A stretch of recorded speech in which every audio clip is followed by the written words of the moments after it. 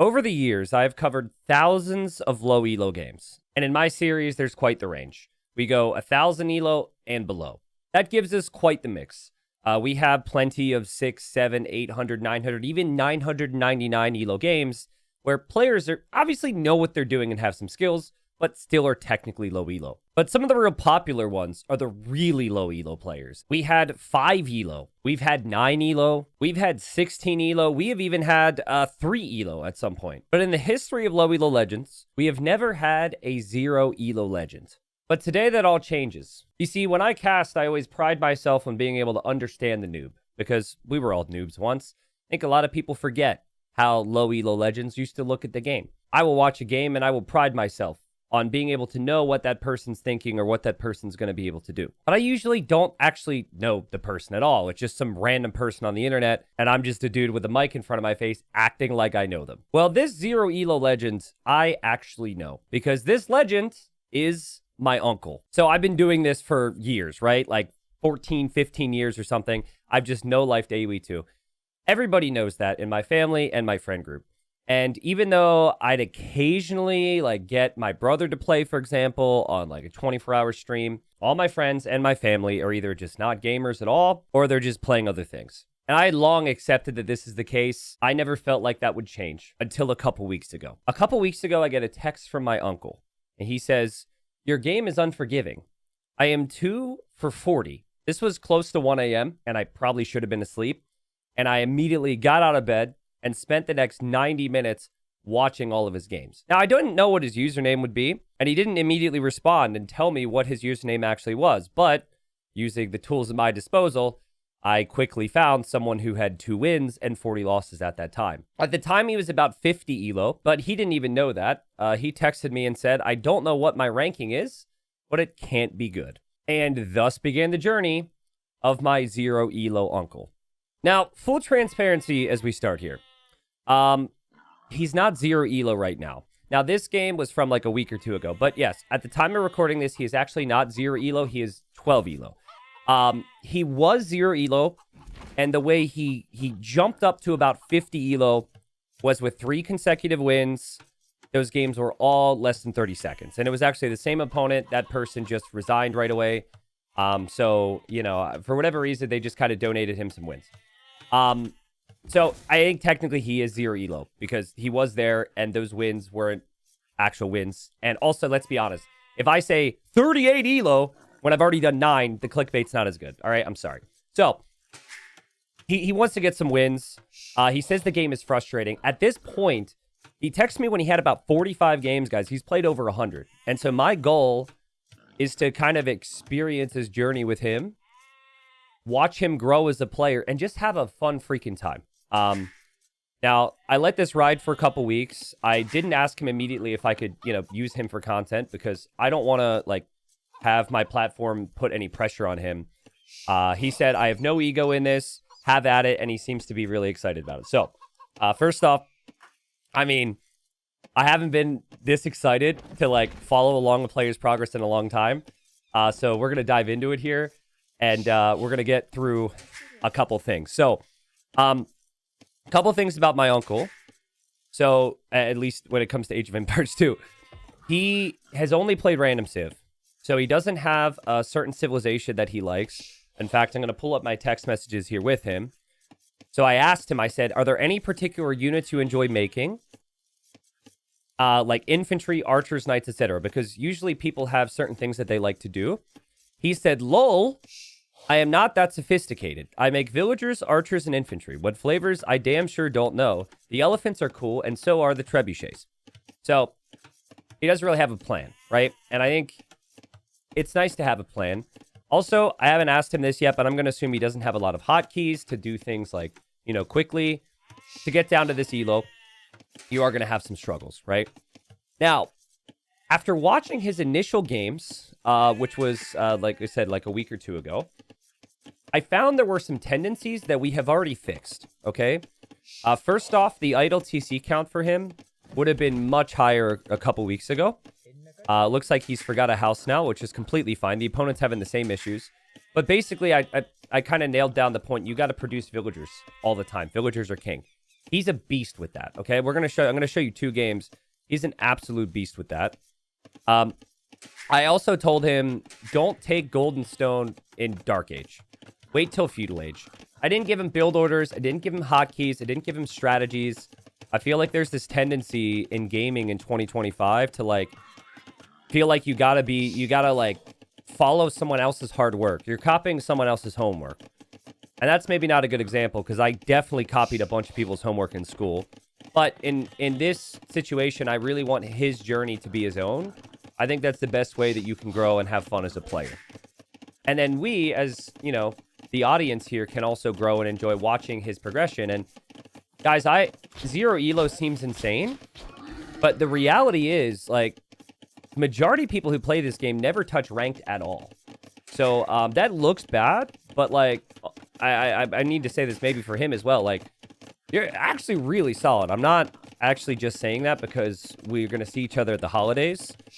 And you could, you know, give me a hard time. No, seriously. He's got potential, all right? So, there is a core thing. He's pretty much this system that he goes through.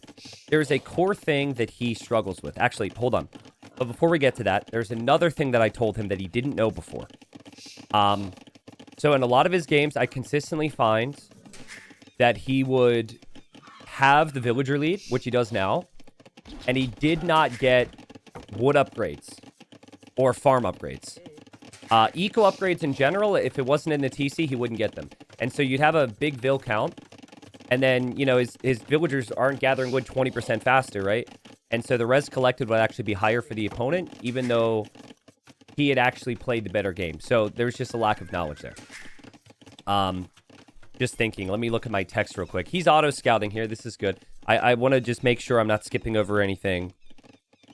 Oh, I also told him he still has this habit, but to set a rally point from the TC onto a resource. He was doing what I call the landing pad method a lot.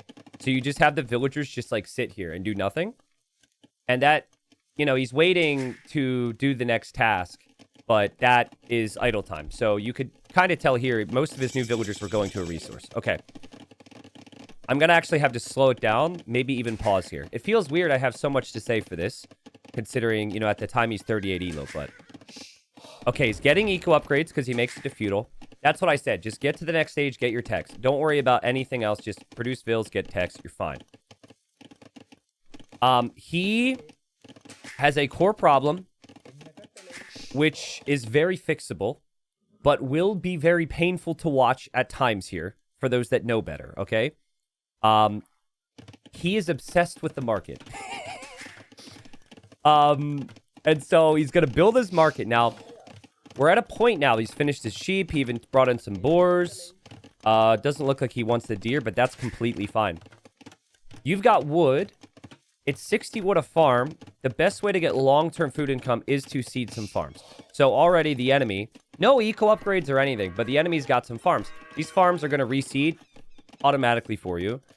And they are going to, like, last you the rest of the game. This is work you don't have to do now if you're blue, right? This is never going to change. So, he said to me he always makes it to castle age faster than the opponent. And then, you know, he doesn't know where things go wrong. Well, guys, I'm going to show you exactly where things are going wrong for him. He's not seeding a lot of farms. So he knows about the market blacksmith, gets the market blacksmith, is going to make some military building options. And, hold up. Nope, it is working. I thought Capture Age missed it.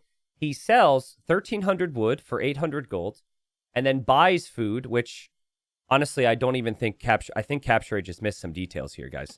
I'm actually using a beta version, because there's some crashing issues recently. There, it seemed to have picked it up there. Maybe I missed it. So he's a market user. He's a big market guy. And then he uses all the food to just get all the feudal age blacksmith technologies, which is a very noob thing. I used to be a completionist. I would not allow myself to go to the next stage until I got every tech.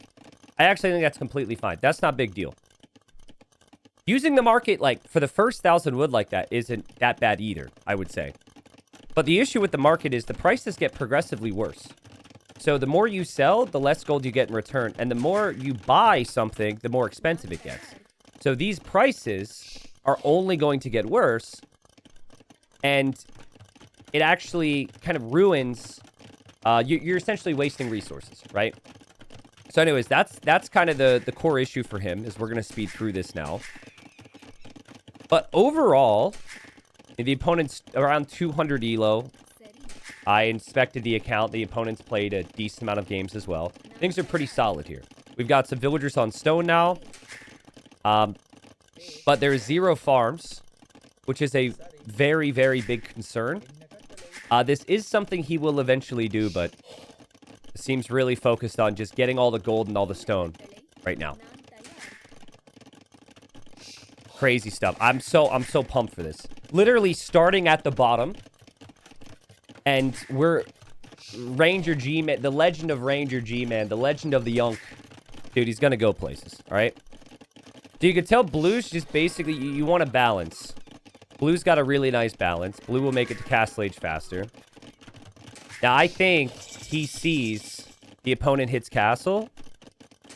I think he gets the alert. And I think he's like, oh, crap. I got to get to Castle Age too. How do I get to Castle Age fast? Well, we sell all our hard-earned wood. We buy a ton of res. Actually bought stone there. Maybe he didn't realize.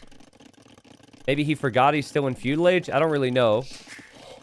He did drop a dock, and he is going to try and fish now. Which, again, it's like that's a complicated thing. That's a whole nother building. That's a whole nother area to look at.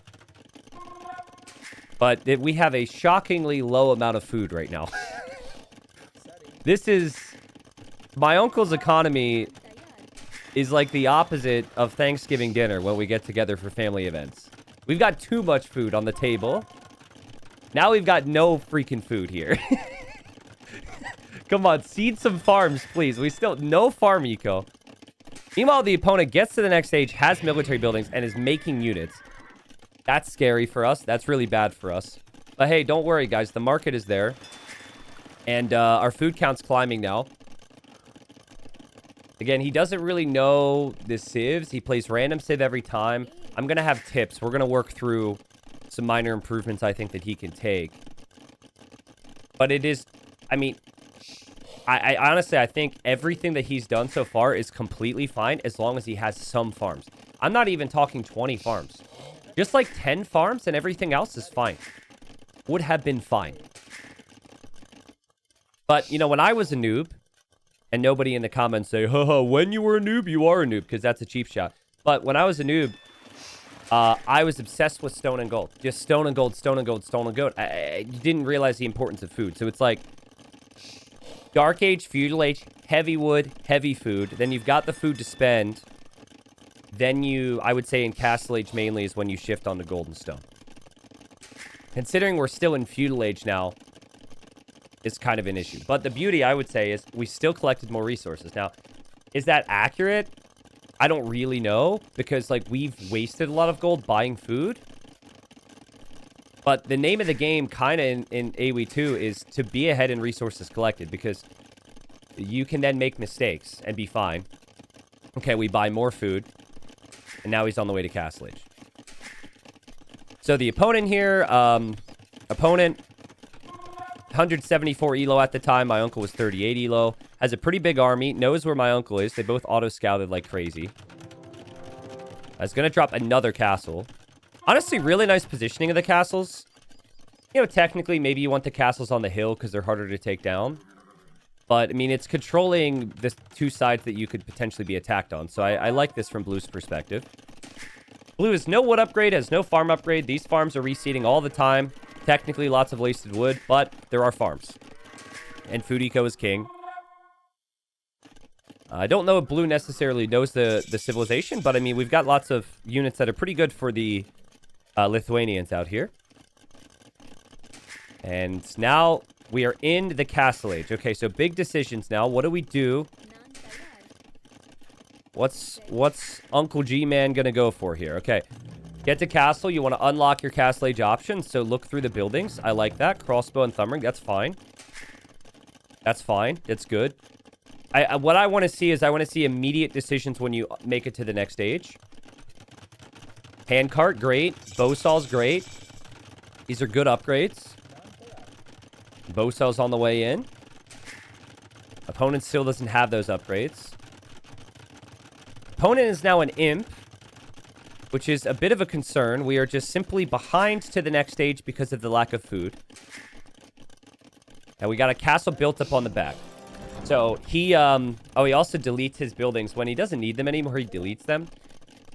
But guys, he's lost a crap ton of games, and obviously people are going to push him on the front. And as his fishing ships wander into the castle, which is kind of sad.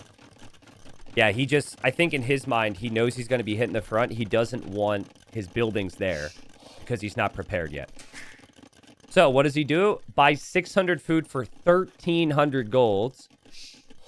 And as queues up Imperial Age behind the town center.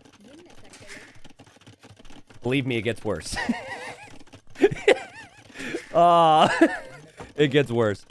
And, I mean, the market is the core issue here. I haven't told him this yet, by the way. My plan is actually for him to find these things out via the videos. He might not want to watch the whole video, but he has been very supportive. He and my aunt have been very supportive of my whole journey. I remember them telling me to go after this before there was a definitive edition, you know, and the game was essentially dead, and I had a bit of a following and some traction.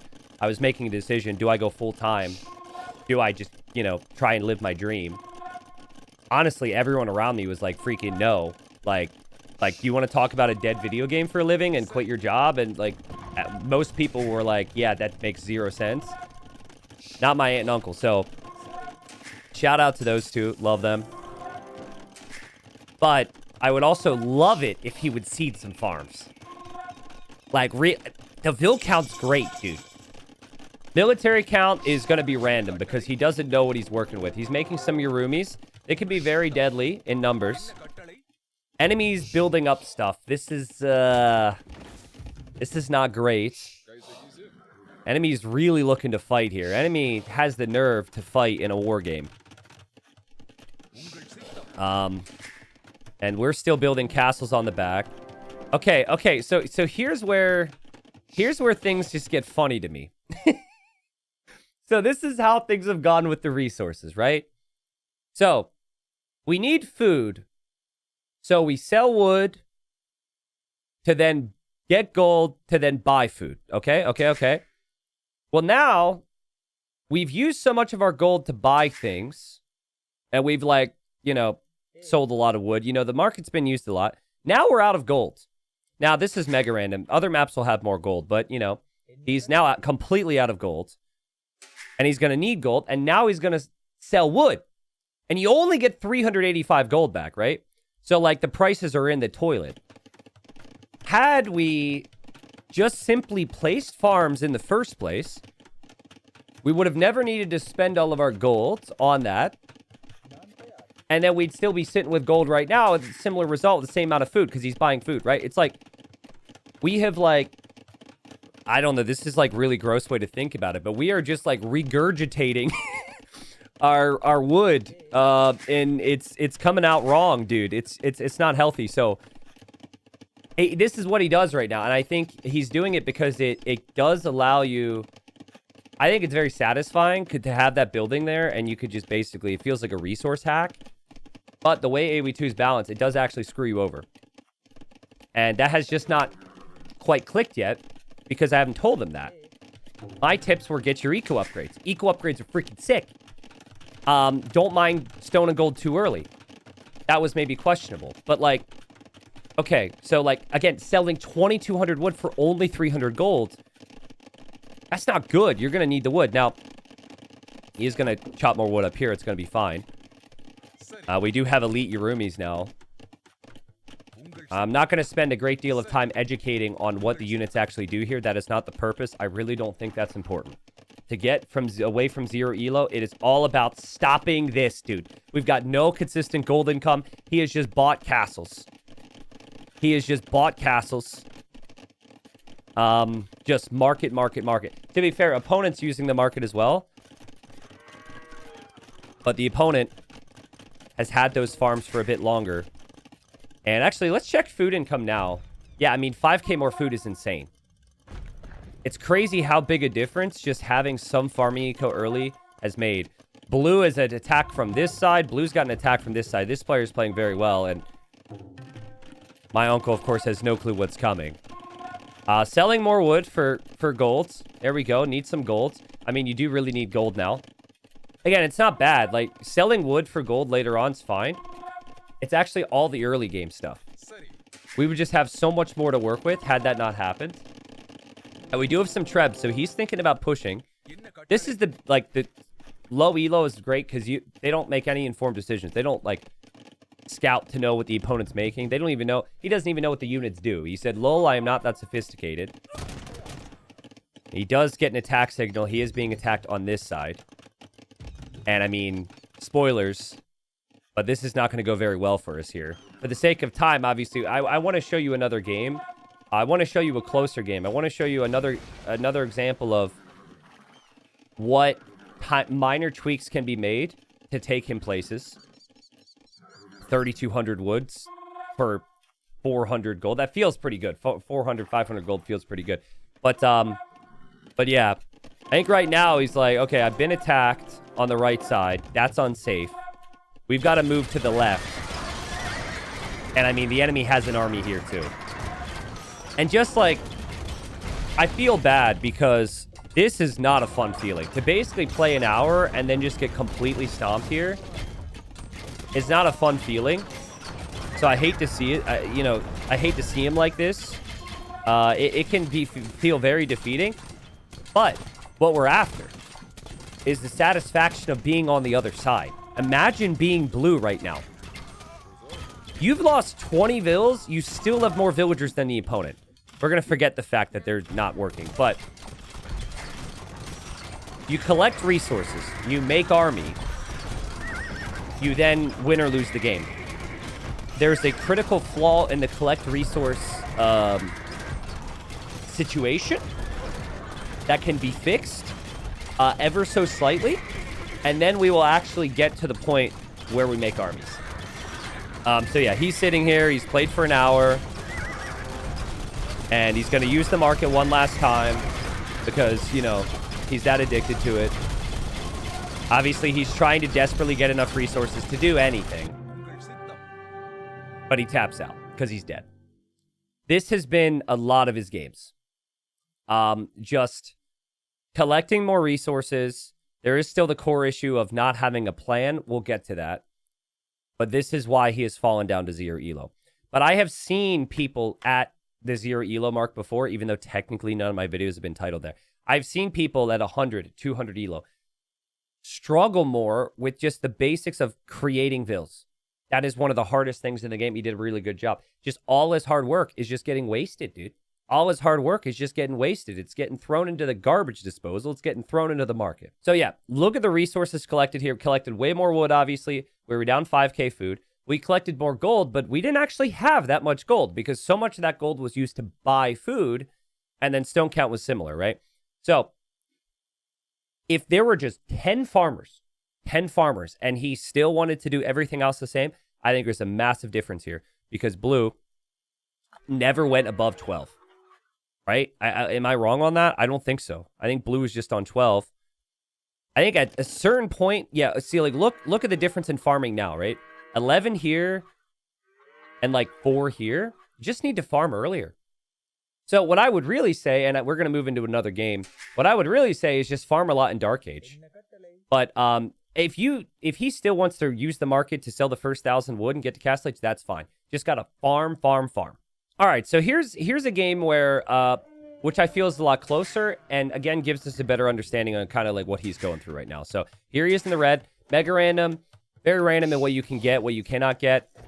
Arabia is standardized, but it is a more open map compared to some other gens. So here we are at the start. What are we going to do with the scout? Look around a little bit. I think he's lost track of that villager standing behind the TC. We'll build some houses, which is good. And we're getting underway. The opponent is 301 elo here. And this game was actually the game played before the previous one, I think. He says he was at 57 at the bottom right at this time. But anyways, we got Malians. Again, he always plays random civs, so I don't think he necessarily had a plan. Here we're seeing some of the landing pad things I was saying. You don't want the landing pad. You want to right-click your TC onto a resource. Because this is just hard work, right? You got to go back. You got to look. You got to find that villain and tell it to do something. Just have it work automatically. Super easy to fix. Super easy to fix. Looking at the opponent here. Opponent is looking around. You're also going to build the mill on this. I like this for lower elo. Taking the straggler trees early and taking berries. Just getting a lot on food. So villager productions there is a really good move. I think both players are auto-scouting. So I think now would be a decent time. Here he is bringing in an elephant. No loom bringing in an elephant. Do we lose the Vil? Of course we don't, because my family's a god at this game. Well, we're not gods, but you know, he's close. It's in our blood, guys. Yeah, cute little housing area. This is completely fine. Really wants to house us fast. This is all good. This is all good. No big things. Okay. So as we kind of go through here, I do want to tell you another tip that I gave him. I think this is going to come a little bit later, but I told him to play with the same civ all the time. I think playing random, when we've got, what, like 50 civs these days? Some civs do or do not have good bonuses or access to certain things. I don't think it helps anyone's journey if they are playing random every single time. Now, do I think he needs to stop playing random to get to 300 or 400 elo? No, absolutely not. Absolutely not. It all comes down to the economic aspect of the game, but I really think that helps. And this is what I preach all the time. Like, people are like, what civ should I pick T90? Stop asking me if you're a noob. Have some fun yourself, my friend, all right? The civilizations that you pick, sorry, but it's not going to dictate whether or not you win or lose the game. At higher levels, you can take advantage of minor bonuses and take it a long way. But I really want I want him to... My dream here is that he picks a civ. He kind of tells me why he picked that civ. It can be as simple as, I think that unit is cool. I don't know. I like how many syllables are in the name. Like, I don't care the reason. It could maybe he finds out infantry is for him and he picks an infantry civ. It could be complex or simple, but I want him, his decision, he shares it with us. And then we know. So you probably noticed something. He's got a farm here, okay? So I think it took a long time for the first farm last time. That's a win for us. That's good. Now, if we could have multiple farms, right now, like this is when the game is chill, we're in the dark age. That is gonna be a game changer. That's why I'm so freaking excited. Because I haven't texted him this yet. We're gonna wait till the video comes out. And then the next time, as he deletes his mill for whatever reason, the next time I'm gonna come back to you with some thoughts from him if he wishes to share them. And then we take it from there. Opponent still doesn't have any farms. Opponent is down 8 villagers. Opponent is 300 elo, down 8 villagers. The villager count's kind of important here. Did get wheelbarrow in the Dark Age, or I guess maybe feudal. I'm not sure which. Burgundians have cheaper techs. You can get them an age earlier, so it's a really good civ to just spam techs. And Blue knows it. Blue's even getting the stone mining upgrade right now. Let me know in the comments what type of player you were when you were a noob. Even if you were a noob yesterday, I'd still like to hear. I used to do this a lot. I would just send 1 or 2 villagers to stone or gold. And I would build defensive towers a lot. Just in case I got attacked, I'd have some protection. Just gives me a little bit more peace of mind. Okay, so this game we're up to 8 farms already. So much improved. Much improved. Still have a lot of wood. But, you know, we've got the farms. I was going to bring in the elephant now. That's 400 food. That does come in quicker than farms. But from a strictly just like management perspective, I say leave the elephant, dude. Just leave the elephant. Because you've got to go click those villagers back. Don't even do it. Just some tips. Again. There's things he could do to be ever so slightly more optimal. If he chooses to. These wins are going to take... When these wins come in, they're going to taste so good, man. He had 3 wins that brought him from 0 elo. It was just someone resigning 3 times in a row. He had another win that was 22 minutes, and the opponent was AFK for 10 minutes and then quit. He's probably going to text me, be like, hey, I had some legit wins in there. How dare you? I didn't watch every single game. He's played over 100 games at this point. But how crazy is it? Like, he's continued to play. People get so frustrated. Like, playing this game and losing it's not an easy game to play. But he is stuck at it. And he's got such crazy potential. So, this is kind of what I had said previously. Farm a little bit and still use the market if you really want to. That's what he's doing. The prices are better now. So, I'm actually completely fine with this. I'm also completely fine with, at least for now in this journey, getting all the Feudal Age Blacksmith techs. I feel like as many things you can do early that are easy to forget about later, you should do. Especially considering we're not seeing a lot of castle drops from him. We're not seeing a lot of immediate action in Castle Age. Why not get the techs now? Realistically, you don't need these techs right now. You don't immediately benefit from them, but that's completely fine in my opinion. Also, the tower on the front just to feel a little bit safer. That's fine. And I wonder, actually, if his scout ran past. Scout's getting attacked now. Maybe moved in here. He got an attack signal there. So maybe now he looks and he sees the opponent's got towers. Sometimes you always think the opponent knows better than you because this game is hard. Even if they don't. I always say the darkness is scary, right? So I think he's looking at this. And he's just like, oh, I should do that too. A little bit of AI army here from blue. Tommy's made 2 Flemish militia and 2 men-at-arms. We might see an archer range, maybe 2 skirms, 2 archers, 2 scouts. A little bit of everything is pretty standard. And okay, we had our we have some blood there. Scout goes down. That's our first military kill. I think Tommy lost a villager earlier. All right, so we've made it to Castle Age. We want to immediately benefit from the next stage. So this is available buildings like a monastery, siege workshop, or university. Eco technologies. Or units. We have not seen anything immediate yet. Calm down, guys. Stop being impatient. We're at lower ranks. Handcart. That's huge, dude. Handcart is such a good eco upgrade. It is so, so nice. So that increases carry capacity, villager movement speed. We like that. Banking up a ton of gold. Malians actually have a bonus for that. I think Malians could actually be a decent civ for him to commit to. Because they're good with infantry and cav, which I think is good at lower elos. Still, though, only 8 farms. And the opponent is up to 13. The farms also look very, very nice over here. But, Uncle, I don't know if you're familiar with the memes. People have made fun of my farms for years. They say my farms just look bad. There's an emote, T90 farm. It's got a question mark over it because the farms apparently look bad. Yours are actually better than mine. In some ways. But, it's really just about farm count, okay? And once you get handcart, your farms can be bad. You could still get to 2k elo, okay? If he can get to 2k elo, that would be insane. But guys, I've got like these crazy visions of like the holidays. Instead of the dinner table being food and plates and a time to catch up with loved ones, we got an AoE 2 LAN party instead. Can you imagine?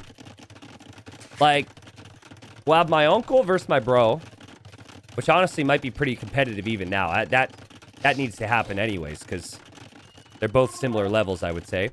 And then I'll cast it with my granny.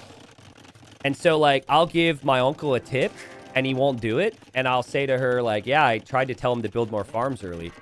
He still uses the market way too much. My granny will be like, oh, yeah, you know, when I raised him, he never listened to me. That tracks. He was such a rebel child. Ah. Christmas is going to be even better. All right, so we got a relic coming in. We got imp coming in. And this is, again, a game where we are ahead. We've got 4k gold. Does he know what to do with the gold? Absolutely freaking not. No, he doesn't. But he knows he's got it.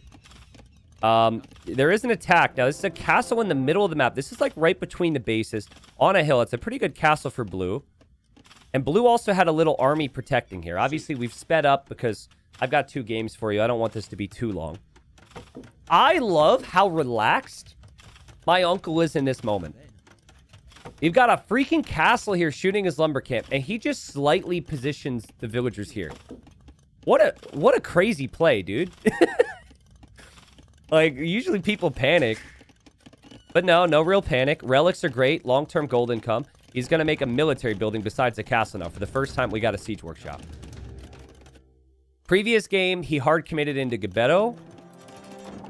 This game, we haven't yet seen, like, what military unit is he... Or it wasn't Gabetto. It was Yarumi. Like, what unit is he going to make? And so, this is the answer.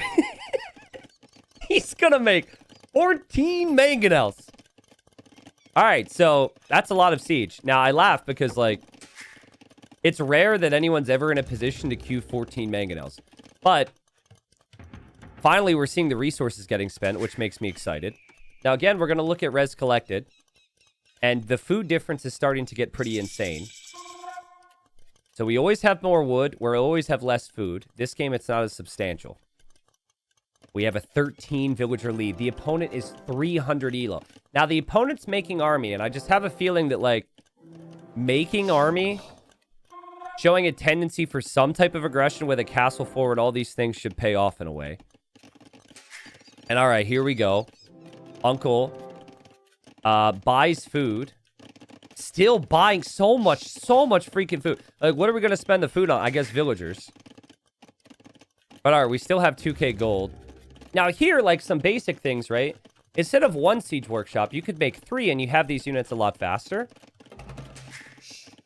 Generally speaking with siege, you want to have units that protect the siege and work with the siege, because siege is kind of vulnerable on its own. But siege is also, like, high damage, so it's expensive, tough to protect, but they kill things very quickly. Now,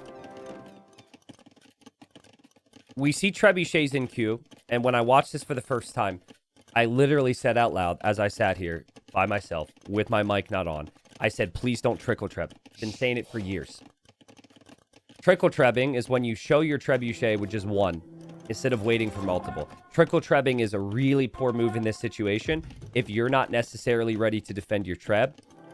Because essentially, what people do when they get their castle trebbed in this position is they freak out. And they're going to send units after that treb, whether it's a good fight for them or not, right? So 1 treb takes some time to take down the castle. Here, we'll just play it. 4 trebs are at least probably going to take the castle down. Whatever happens, you want to take that castle down. What you don't want to do is you don't want the castle to stand, and you don't want to give him a warning and, like, wake him up, basically. So siege is over here. Treb is going for it. Now, he probably thought the tower protects, which I guess is fair. I think Blue even looked at the tower and is hesitating a little bit. And we are trebbing the opponent, guys. We are trebbing the opponent. Mangonels get clicked onto the treb. Blue has no freaking clue if this is going to work, of course. And treb goes down. Mangonels come in. Mangonels are going to get some decent hits here. And other trebuchets exposed. Other trebuchets going to go down. The Mangonels needed a little bit of protection. And all the Mangonels are getting sniped. Trebuchet's gone. And Uncle has just clicked everything in the castle he could, basically. So he made the trebs. He got Tigui, which does help here because the TC fires arrows. That's a really good tech. It fires arrows when you're not garrisoned, which saves some siege. And he's also getting Farimba, which adds attack to his cav, which, you know, he doesn't have. Also got Elite Gabetto, but didn't have Gabetto. So just honestly rushed it. Like, if all the things he just clicked, the units and the trebs, if all of that happened, and there was just some patience and waited for a couple trebs and these Gabetto, I think it's game over. I really think it is. I think this castle goes down, and then big problems. Hilarious thing happening here. He will not allow this market to go down. This is funny to me. You need to let the market go down. This market needs to be gone. You need to delete your market, honestly. I think a lot of players, even at higher ranks, should learn to play without the market. Balance your eco without it. I just thought it was so funny how there's so much importance he clicked to repair there. So anyways, now we're in a situation where the Gabetto are producing, but there's no trebs. That's kind of the tricky thing when you're going unique units, is you can't make military and also siege at the same time. It's good that he queued up a lot of mangonels because they're still on the way. Maybe he even queued up more. I'm not entirely sure. I noticed we haven't mined any stone this game whatsoever. It's like this castle was purchased. So that's a bit of an interesting situation. It feels like he's trying to create a line of military along the front here in case he's attacked. He's like, mangonels protect this area, Gebettos protect this area, which is okay. And he's just kind of crossing his fingers and hoping that the units actually do something. But guys, oh my freaking god. Look at how much gold he is spending to buy food. Bro, I know there's been some inflation. I understand groceries are more expensive, but it shouldn't be this bad, man. It doesn't have to be this bad. We are running out of gold very quickly here. And again, he's just buying food with it. All solved by seeding farms before the game gets crazy. I'm not expecting anyone to seed any farms right now. It's kind of what Blue did, right? 14 farms, stopped. Imagine if you can get up to like 20 instead of 8.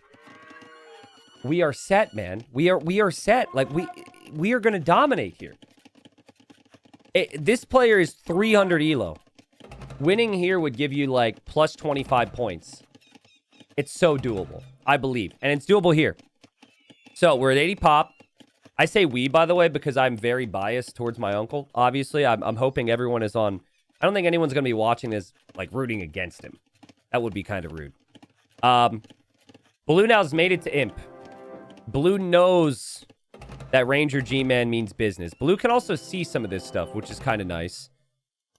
Blue's getting some nice blacksmith upgrades. Getting Bracer for the castle range is really nice here. Malians don't get that. They only have Bodkin, so they're one less range on the castle. But castles are, like, kind of key at this elo. We also have a nice mix of military units. Now, all of this dies pretty quickly to the Gebetto. But the Gebetto also die quickly to those units. It's a difficult unit to manage because it's very low HP, but they have high attack. Now, for the first time in a while, we get blacksmith upgrades. So going through and getting blacksmith upgrades that were forgotten. And we also have a barracks. And again, it's just everything that's possible in the barracks we click. Man-at-arm upgrade, pikeman upgrade, squires, arson. Don't have time to read it. Don't have time to understand what it does. We just need units. That's fine. I like that. Different types of units are really good. But now blue is here. And I don't know if I can take any credit for this, for the whole do not trickle treb situation. But you see how blue has 3 trebs and moves out? Guess what? My uncle's got to fight. Whether he's ready or not. And so here he goes. He fights. The mangonels are getting sniped by a couple swordsmen. The Gebettos, just so unfortunate. They are ranged by the castle. Just ever so slightly. So they're not able to take the trebs. There were some units in the castle. They hop out. And so now... Castle's going to go down. Castle is gone on the front. Trebs are gone. Mangonels get clicked in desperation. Not a good unit against cav or infantry. Usually good against archers. Usually good if there's other units with it. The main issue here for the Mangonels is that they were completely exposed. And now we have no gold. And, you know, we have no castle. And really no plan beyond maybe just making some pikemen. And, yeah, things went from 0 to 60 really fast there. And it's just another painful situation for my dear uncle. Now, at this point in time, this is pretty much where the game-ending fight happens. This is what the res collected looked like. We collected more gold. We still have more villagers. We just lack the food. And we did lack a little bit of a plan. And so, basically what happens from here, he eventually runs away. He's a fighter, man. He ran away. He got wood. Guess what he did with the wood? He freaking sold it all. Guess what he did after that? He freaking bought for crazy prices to get food again. He did the same exact thing. But from there, it wasn't really something he could come back from. And but now I want to shift. I want to end this with 3 core tips, 3 core tweaks that I think we can learn from these games. And then we can see if he takes those tips, see if he doesn't take those tips. But we watch his journey. After watching these games, after, you know, also watching many more games on my own time, I think there's a lot of things here that are easily fixable. I'm not going to give him a build order. I'm not going to tell him what civ to play. It's just some minor tweaks that I think make a very big difference. Number one, playing with the same civ every time is definitely going to help. Now, that may also ruin the fun of the game for him. So if he doesn't want to do that, that's fine. But I would say maybe sticking with the same civilization each time would be great. To do that, you have to click the little question mark that is next to the civilizations and make sure there's a red X through it. Doesn't make it extremely clear. You got to do that. Number two, we already talked about it in the cast. Farm. And farm early. Farm in Dark Age for all I care.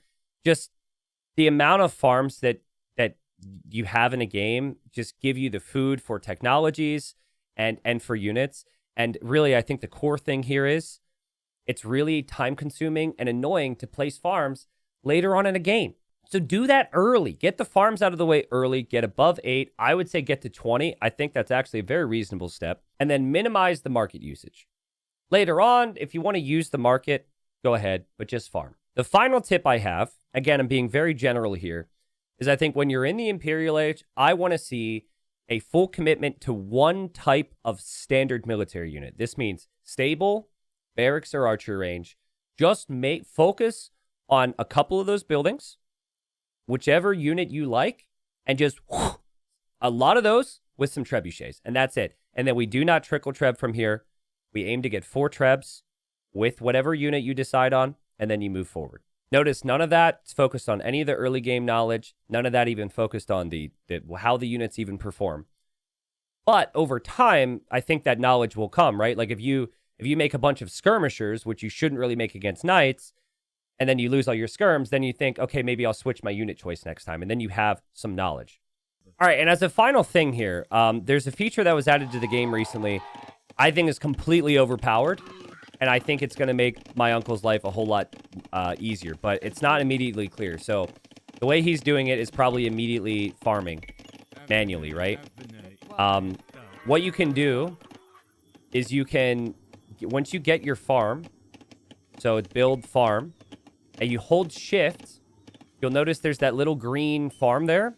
So you need to hold shift, you need to hover over your TC or your mill, and you just click.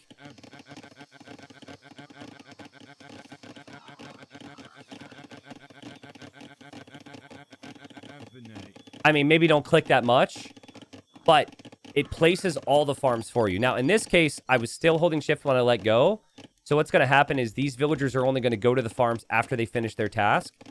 That's actually completely fine. What I would suggest for my uncle in this case, grab a bunch of villagers on your wood line once you have a lot of wood and do that. Once they finish that task, here, watch this.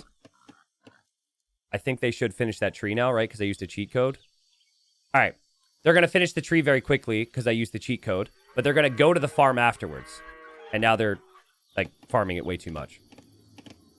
But yeah, that's a way to mass place farms ahead of time if you really want to, and you want to do it the lazy way. It's very strong. It's very easy. All right, guys. So yeah, that's basically it. I'm really hoping that you guys are interested and excited in following his journey. I think it's pretty cool that I have a family member who's playing the game, but also a family member who's a low elo legend. I'm not just saying it for content. I think it's pretty clear if you watch those games. Like, there are lots of situations where he's definitely ahead with what I consider to be the hardest thing. And honestly, it's time to get into the fun stuff, I think, for him. Have a fascination with units and start to actually take some battles. But with the way the market is being used right now, all that hard work is being wasted, and that's a very, very easy thing to fix. And I'm sure he'll do that. This is a no pressure thing for me. If he continues to play exactly like this, I'm sure we're going to have fun watching him. But he's played 100 games, and he said he's getting frustrated. I think it's incredible he's continued to stick with it. I really would like to see him get a few more wins under his belt. And I'm, of course, hoping that you viewers are going to be on board for the journey. So yeah, that's basically it. Please give me your thoughts. If you enjoy this content, please leave a like. I'm going to especially fish for a like because I recorded this the first time. Took about an hour. It wasn't good enough. So I went back and I went back to the drawing board. And this is now my second time recording this. So definitely would appreciate the love on this. If people like this, maybe every week or two, we could do an update.